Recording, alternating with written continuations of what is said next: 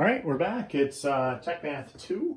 We're looking at Chapter 7 on the final exam review, but it's actually for the midterm, so it's just chapters 1 through 10. And so we've already done up to 6 on the other video, so this one's going to be 7 through 10. All right, so let's take a look. We want to solve this for m, so we're going to square both sides. And then there's going to be quick work of it. The squared and the square root wipe each other out. It's got 2m minus 3 is equal to 36. And now we just add 3 and divide by 2.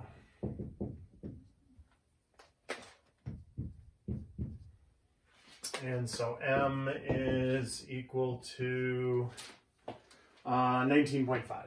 And you really should check your answer, especially when your first step was squaring. So if we pop that back in, that is 39. 39 minus 3 is 36. The square root of 36 is 6. So it works. We're good. This one, q is equal to the square root of IR, and they give you, oh, this one is a little trickier than the last plug and chug we had.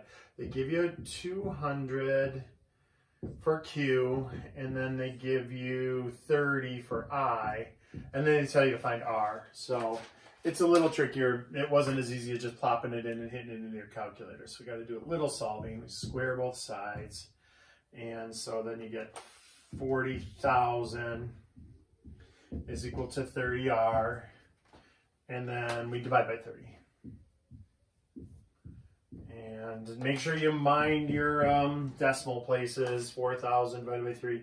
That's 1,333, and this one said go to hundredths, so 0.33. If you wanted to be fancier, you could have said 1,333 and a third, because it was 0.3 repeating forever. All right. So there is one like 1, there is one like 2 on the test. There is also one like 3 and 4.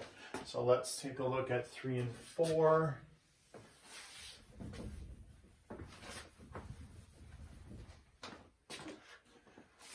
So 3 looks like this. Ooh, 3. Some of you messed this up on the last test. Don't make the same mistake. We can never, ever, ever put a square root and split it up over a plus or a minus sign. So that's not allowed.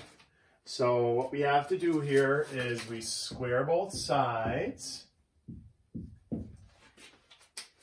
And so we have d squared is equal to v squared plus w squared. They want me to solve for v, so I'm going to minus w squared from both sides. So we got d squared minus w squared is equal to v squared. And then I want to take the square root of both sides. Now normally, algebraically, we say plus or minus, but since we're tech math, we're going to ignore the negative because it doesn't exist in the context of the problem. The domain is limited to 0 or positive. So v is equal to the square root of d squared minus w squared. And nobody, when they're taking this test in my class, is going to distribute that and say, oh, so it's just d minus w, because it is not. You cannot distribute a squared over a plus or minus. If it's squared, that happened on the last test, or a square root. So that's it. All right. Number 4. We got 2 equations given. R is equal to NP, and N is equal to PH. And they tell you eliminate N and solve for P. So we're going to take this N right here, and we're going to sub it into that one. So we have this. R is equal to PH times P. And now, be careful. Real common error students have made in my career is they do the distributive property. They go, oh, p squared plus hp. That's not what's going on. There's no plus or minus in there. So it's just p times h times p. That's just p squared h is equal to r. And now we just divide out the h. And so r divided by h is equal to p squared, and then we take the square root. Again, when we do this, algebraically there's a plus or minus there, but if you put it there, I wouldn't mark it wrong. But in the context of this problem, it's only positives, zeros and positives. So r over h, the square root of r over h is equal to p. Oh, and one last thing. That's fine, you can leave it like that. But I noticed 3 or 4 of you on the last test rationalize the denominator. You don't have to do that. You can, but it's not a requirement. Look, if I wanted to continue this a little bit, this is fine, by the way. That's great, you just leave it like that. But if you wanted to, you could multiply top and bottom by the square root of h and get p is equal to the square root of RH over just plain h. That's called rationalizing the denominator. And I'm guessing the 3 or 4 that did that on the last test did that because they learned that in their algebra class and they just wanted, or you were showing off. Either way, you can, this is right. I'll accept either answer, but you really only have to go this far. All right? All right, so that's chapter 7. Let's take a look at chapter 8.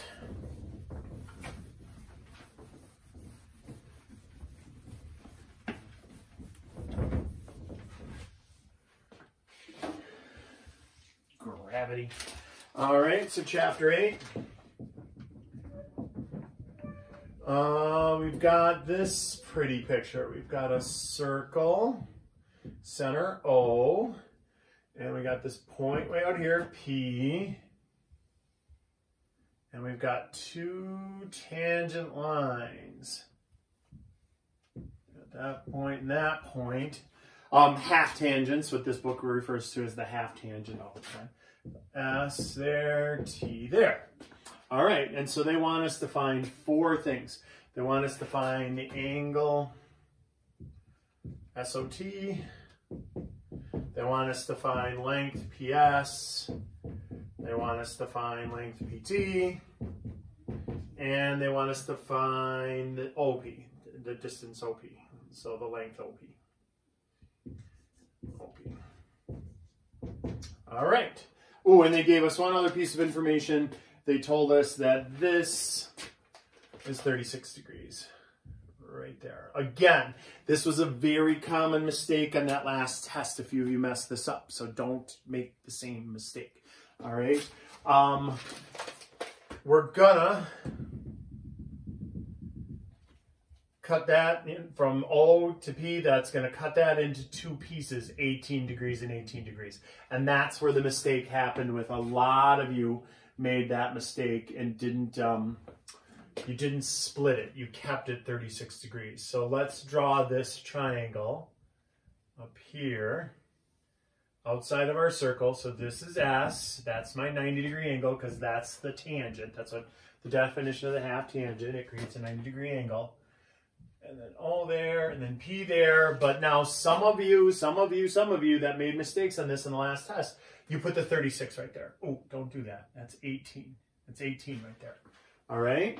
And so let's first find angle SOT, this one. It's gonna be, we're gonna find this missing one by just saying, well, all triangles have to add up to 180, the interior angles. So you subtract off the 90 and you subtract off the 18, or you could combine those two and subtract them from 180. Either way, it's 72 degrees. Well, if that is 72 degrees, let's remember the context of this problem. This is 72 degrees. That would mean this is also 72 degrees. It's the same triangle. It's just flipped, right? So a grand total of 144 degrees. So that one's done. That was not that hard, but you know, you got to make sure to get that right.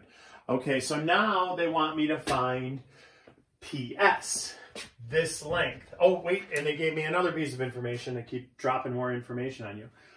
They told me that this length was 145. The radius of the circle is 145. All right, well, if I know the radius of the circle is 145 units, well, that means I've got this right there. Okay, so if I know that's 145 units and this is 18 degrees, you could use the 18 or the 72, whichever one you want. I'm going to stick with the 18. So let's think about which one is opposite, and that would be adjacent in reference to that 18 degree angle. So this one's opposite,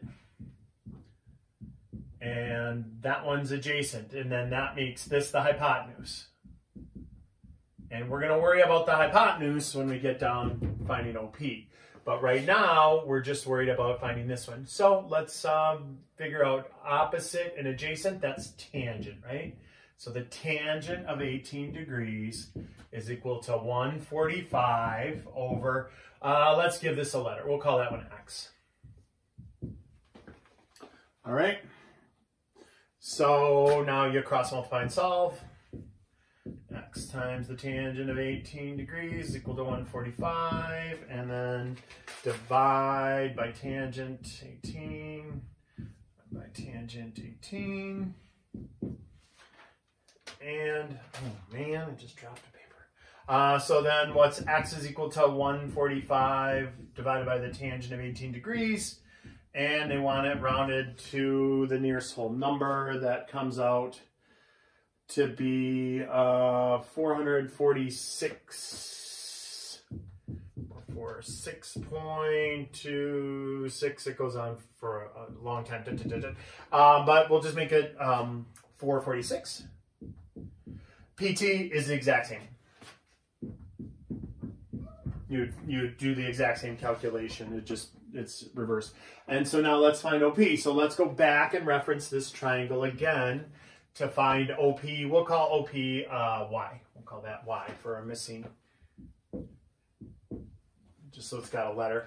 Or we could have called it little s, that's opposite, but we'll just stick with Y. All right, so then I want to use 18 again. Again, there's a couple of ways to do this. You could go 145 squared plus 446 squared, take the square root. That'll give you pretty close to the one answer. I'll figure it out both ways and give you credit either way. I didn't do that. I just used the opposite and hypotenuse, the sine. The sine of 18 degrees is going to be the opposite, 145, over the hypotenuse, y, and then it's the same calculation, right? It's just sine instead of tangent.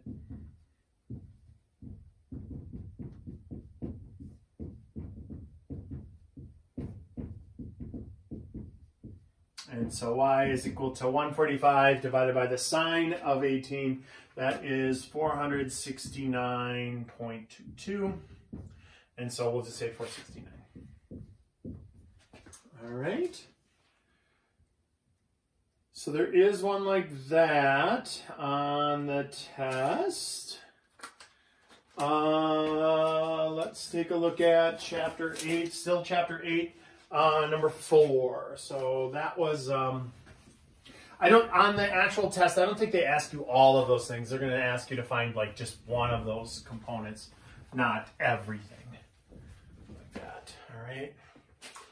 So chapter 8, there's also one for like this, cosine, 33 degrees, 15 minutes, 9 seconds.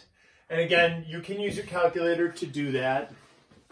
Bring my calculator. It's under angle, so if you want to type it in like this, you hit cosine, and then the parenthesis will be there. You type in 33, you hit second, and then apps, that's angle, and then there's a degree mark, and you hit enter, and that'll put the degree on it. Then 15, and then you go second, apps, that's again the angle. And go down to minutes and click that, minutes, and then 9, and then seconds is different. Seconds, you have to hit the alpha button, and then way over on the bottom, I think it's plus, and that'll put the double, the seconds on there. and then just hit enter. Make sure that you're in degrees. And if you do it with your calculator, that way you'll get this. Some students are like, oh, that's so many buttons. I don't want to hit all those buttons. So you don't have to do it that way. You could do it like this. 33 plus 15 divided by 60 plus 9 divided by 3600. Because we're converting this from minutes to degrees, so we divide by 60, and then seconds to degrees, so we divide by 3600. It's just like how time works if you did minutes and seconds into hours. But instead of hours, we're going into degrees. So if you do that, you end up with 33.2525. And it actually stops there. It doesn't go on any further. And so now, don't forget, oh no, a few of you on the test just gave me this answer. You forgot to take the actual cosine of 33.2525. And one or two of you, I remember, just went like 33.1509 or something like that. Don't do that. That's not a correct conversion. It's not base 100. It's base 60. All right? So if you type in cosine 33.2525 and hit enter, that will also get you this answer out to, there's more after it. It's after the 6, there's still 22312, but it said 5 decimal places. So that's why we rounded. All right. And then the last, let's see, chapter 9 and then chapter 10. 2 more chapters.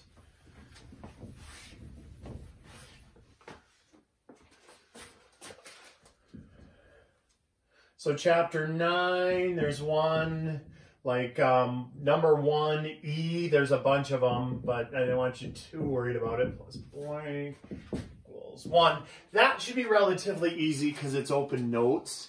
So you should be able to see which one is, which identity they're trying to ask you about and just put in the missing piece. So sine squared plus cosine squared theta is equal to 1. And so it'll probably be some variation of that, but